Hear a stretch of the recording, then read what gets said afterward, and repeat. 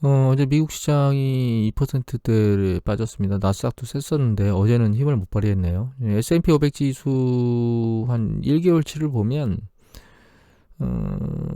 지난번에 뚫었던 고점을 다시 뚫을까 하고 저도 굉장히 궁금했었는데 그렇지는 못하고 이제 밑으로 하락하고 있습니다. 물론 추세가 계속 이렇게 될지는 좀 지켜봐야 되겠죠. 이 이유가 이제 파우치 소장이 경제활동 조기 제의가 좀 위험하다라고 얘기를 했는데, 여기 뭐 백신 얘기 이런 건 있지만 이건 의미가 없는 게 내년 1월이 돼야 뭔가 준비되고 이런 얘기를 이미 했었기 때문에 의미가 없고, 이제 파우치 소장이 백신 없이도 코로나 바이러스 사라질 수 있냐고 물어봤는 있다고 했던 도널드 트럼프 대통령이 최근 발언에 대해서 그런 일 없다라고 반박했죠. 트럼프의 말을 믿는 미국 국민이 얼마나 될지 저 개인적으로 궁금합니다. 사실은 지지자들은 많이 믿겠지만. 그리고 이제 이런 기사들이 나오죠. 글로벌 경제 회복 조짐이 있다라고 하는 것들이 나와요. 그래서 뭐 여기 보면 중국 호텔, 패스트푸드, 뭐 이런 자동차 판매 이런 것들이 얘기가 나오는데, 안을 좀 들여다보면 전 이제 이게 회복이 되고 있긴 한데 이게 정상화가 되고 있는 건 아니라고 보이는 게, 이 힐튼 호텔의 투숙률이 50%래요. 50%보다 너무, 이거보다 좀 높은 7, 80은 돼야 되지 않을까요? 근데 여기 메리어트를 보면 또 더 충격적인 게 2월에 10%, 4월에는 25%라는 거예요. 이게 과연 정상화가 빨리 되고 있는가? 라고 하는 부분을 묻지 않을 수가 없고요. 여기 패스트푸드 같은 경우에도 보면 아직 마이너스 증가율이라는 거예요. 이게 뭐가 좋아지고 있다는 건지, 물론 좋아지고 있는 건 맞죠. 맞는데 정상화되는데 속도가 너무 느린 게 아닌가 이런 생각을 하게 됩니다. 가장 먼저 이제 정상화시켰던 중국의 지표도 사실 그렇게 녹록치는 않습니다. 이제 그 뒤에 나온 게, 여기 보시면 이제 그 소매 판매, 미국의 이제 소매 판매, 소비자 소매 판매를 보면은 1월부터 2월까지는 20%까지 급등했다가 좀 3월달에 좀 개선된 시점에 15.48이기 때문에, 물론 이제 다음 추세를 보면 좀 더 좋아질 것 같습니다. 경제 그 개방 속도가 더 커졌기 때문에. 하지만 이제 이 추세가 과연 긍정적일 것인가라고 하는 부분은 이 데이터를 보고 알게 그러니까 미루어 짐작할 수 있는데요. 중국이 디플레 우려가 있다고 이제 서울경제 기사에 나왔는데, 이 CPI가 아니고 이건 이제 PPI입니다. 그러니까 생산자 물가 지수거든요. 잘 보시면 여기가 전년 동월비 3.4%, 3.1% 빠졌는데, 이거보다 더 이제 심각한 게 여기 보시면 전기비, 그러니까 전월비 1.3% 빠졌어요. 4월에. 그러니까 중국이 3월 하반기 뭐 요때쯤 저기가 재개된 걸 생각해 보면, 이게 계속 빠진다는 얘기는 그 생산자들이 물건을 좀 더 싼 가격에 내놓는 행위를 계속 반복하고 있다는 뜻이거든요. 이거는 결론적으로는 소비자 수요가 위축되어 있는 상황이 개선되지 않고 있다고 우리가 미루어 짐작해 볼 수 있어서, 가장 빨랐던 중국이 과연 긍정적인 패턴으로 지금 가고 있는 건가라고 하는 부분에 대해서 물음표를 찍어야 된다고 봅니다. 아직까지는. 그리고 이제 이게 예전에도 많이 보셨지만 미국의 이제 그 사람들 활동에 대해서, 이제 어떻게 소비자들 활동에 대해서 어떻게 되고 있는가를 이제 전체적으로 보여주는 지표인데, 이거는 여행객 숫자거든요. 여행객 숫자가 쭉 감소해서 바닥에 붙어있던 머리를 살짝 들고 있습니다. 최근에 이 5월 초 데이터입니다. 이거는 이제 그 식당 예약인데, 이만큼 이제 지역별로 이렇게 많이 튄 데도 있고 바닥에 아직은 붙어 있는 데도 있습니다. 미비한데도. 이거는 이제 그 극장 예매인데, 극장 그 표 판매, 티켓 판매거든요. 완전히 바닥에 붙어 있는 상태입니다. 아직 극장 이제 밀폐된 지역이기 때문에 상대적으로 위험하죠. 이거가 이제 호텔 투숙인데요. 호텔 투숙 점유율이 이제 바닥을 찍고 올라오곤 있는데, 증가세는 미비한 겁니다. 향후에 이제 이게 어떻게 될 것인가에 대한 논점인데, 일단 전문가들이 경제가 재개되면 주식시장이, 경제가 빠른 속도로 살아나고 주식시장이 좋아질 거라고 얘기를 하는데, 그 전제 조건에서 무조건 그 돼야 되는 게 2차 발병이 없어야 되는 거거든요. 근데 그거는 이미 예전부터 많이 얘기됐고 전염성이 많다는 것, 그 다음에 이미 말씀드렸지만 렘데시비르는 사실 치료제를 그러니까 렘데시비르가 없어도 지금 치료가 됩니다. 그러니까 렘데시비르는 전혀 의미가 없는 거예요, 지금 경제활동에. 백신이 의미가 있는 건데, 백신 개발이 늦을 거라는 거는 알잖아요. 그런 것도 이미 다 알고 있는데 전문가들이 위로 올라간다고 난리를 계속 치면 거기에 화들짝 놀라서 윗방향을 쳐다보고, 또 파우치가 그렇게 얘기하던 걸 나와서 그냥 또 한번 얘기한 것 뿐인데, 그러면 화들짝 놀라서 심리적으로 압박을 받고, 이런 행위를 반복하면 이런 시장에서 조울증 환자가 될 수밖에 없어요, 사실은. 미국 시장이 이렇게 움직이고 있는 과정 중에서 좀 더 안 좋아지고 있다는 게 이제 눈에 보이는 게 뭐냐면, 이건 미국의 모기지를 하고 있는 은행들 협회거든요.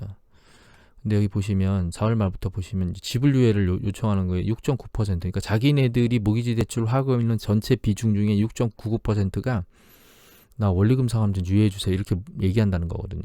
근데 그게 계속 증가하고 있어요. 7.54%로 증가했다가 이게 5월 3일자 겁니다. 5월 3일자 최종 물음에서 7.91%. 그러니까 모기지를 한 은행들 중에 모기지 대출 중에 8%에 육박하는 사람들이 나 원리금 상환 좀 유예해 주세요. 이렇게 한다는 거거든요. 그만큼 지금 미국 가계가 심리적으로 위축돼 있다는 뜻입니다. 그리고 저희가 14.7%라고 얘기를 하고 있잖아요. 지금 실업률이. 근데 이 실업률은 사실 근본적으로 일반 사람들, 그러니까 그 가계가 위험에 처한 가계를 생각할 수 있는 규모는 아니에요. 이거 말고 이제 이 U6라고 하는 실업률을 보면 이게 22.8%거든요. 지금 시점 4월 시점에. 이게 무슨 얘기냐면 여기에는 구직단념자들, 그러니까 이제 실업이 되고 나서 일자리를 못 구해서 나 일자리 구하는 거 포기 이렇게 한 사람들이 있거든요. 근데 그건 실업률에서 빠집니다. 밑에 14.7에서 그게 빠지거든요. 근데 여기는 그게 포함되어 있고, 또 한 가지는 파트타이머 일자리 같은 경우, 그러니까 이게 정규직에 있던 사람이 파트타이머 일자리를 오면 그 사람은 사실은 어쩔 수 없이 그 일을 하는 거거든요. 더 나은 일을 할 수 있는데도 불구하고 그런 사람들이 다 포함된 거예요. 그런 사람들은 정상적인 과거의 어떤 생활을 못 하겠죠. 소득이 급격히 줄었으니까.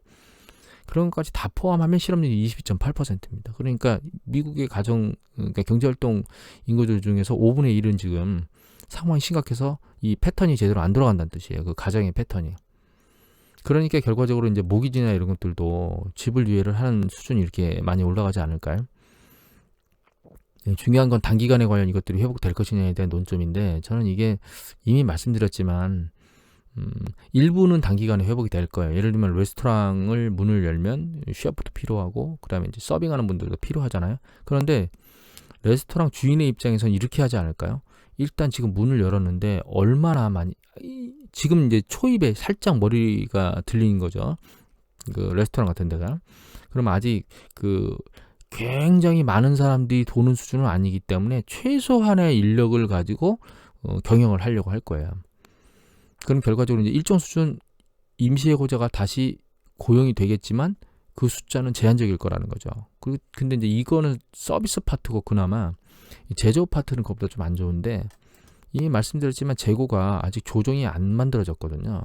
근데 우리가 생산하고 있는 생산자도 있지만 도소매도 마찬가지인 거거든요. 그러니까 도소매 여러분들 그 도매상이나 이런 사람들이 창고에다가 이제 손님한테 팔려고 미리 물건을 잔뜩 받아놨는데 이게 안 나가고 있어요. 그럼 이 물건을 주문을 할까요? 주문을 안 하겠죠, 그죠? 그리고 이 도매상으로부터 물건을 받아서 파는 소매상들이 또 물건이 잘 안 나가요. 그럼 도매상한테 주문을 안 할 거잖아요.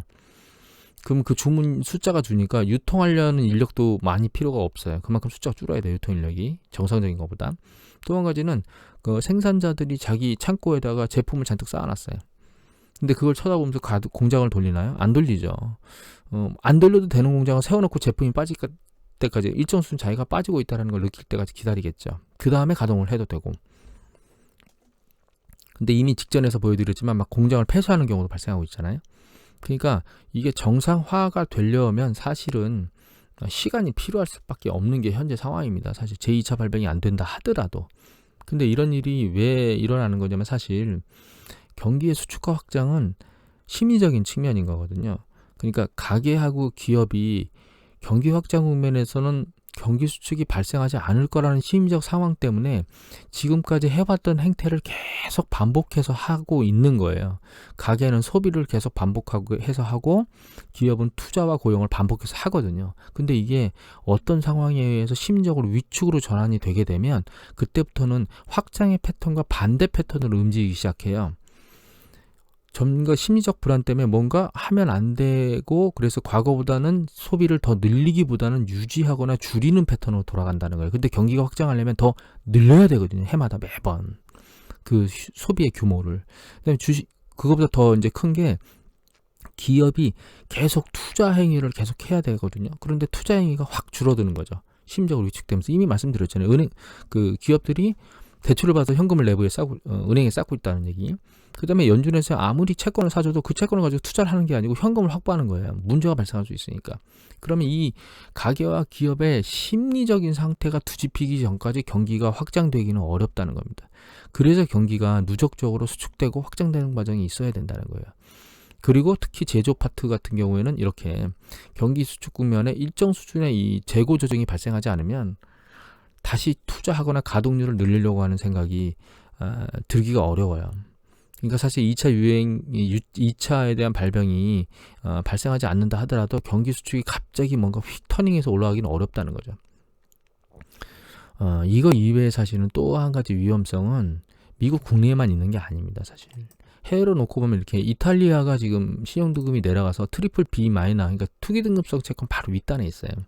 예전에 2011년도에 피그스라 그래서 여러 가지 국가들이 있는데 그 중에 이 이탈리아하고 그리스는 아직도 헤매고 있어요. 사실은 다른 국가들은 신용등급이 좀 높은 상태로 아직 잘 유지하고 있기 때문에 문제가 없지만 이 얘기를 왜 드리냐면 또 유럽 시장이나 하여튼 어떤 국가에서 위기가 발생하면 그게 금융시장에 충격을 줄 거라는 겁니다.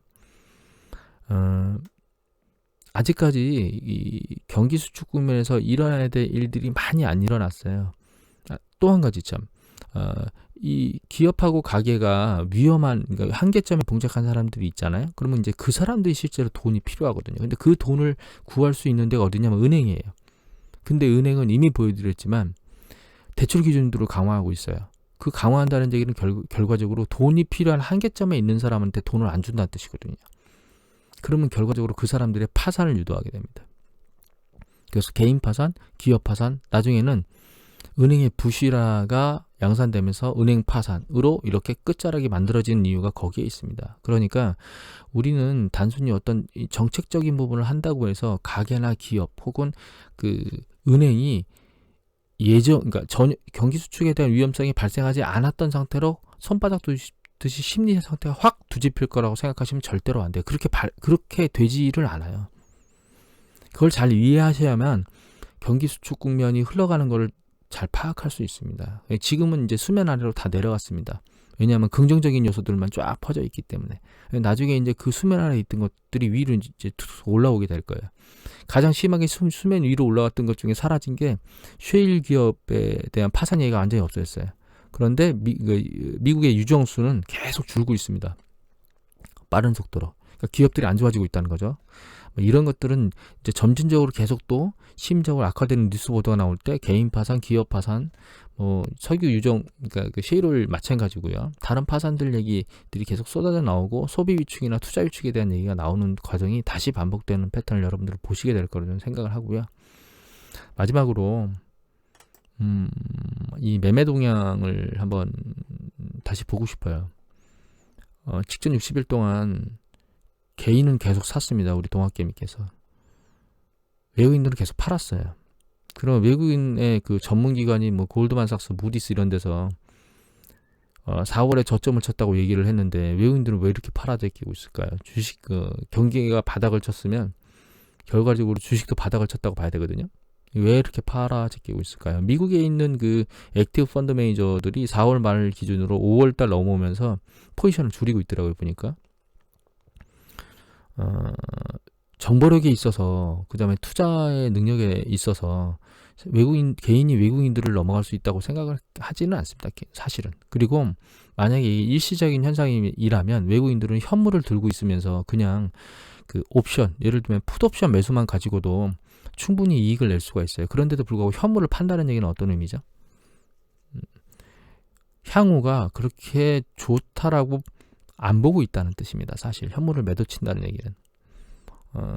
지금 현재 투자하는 행위가 잘못됐다는 건 아닙니다. 다만 이미 예전에 말씀드렸듯이 방망이를 짧게 잡고 투자하시는 현명함을 동학개미들께서 가지고 계셔야 되지 않을까라고 하는 게 개인 생각입니다. 오늘 이것으로 마치도록 하겠습니다. 감사합니다.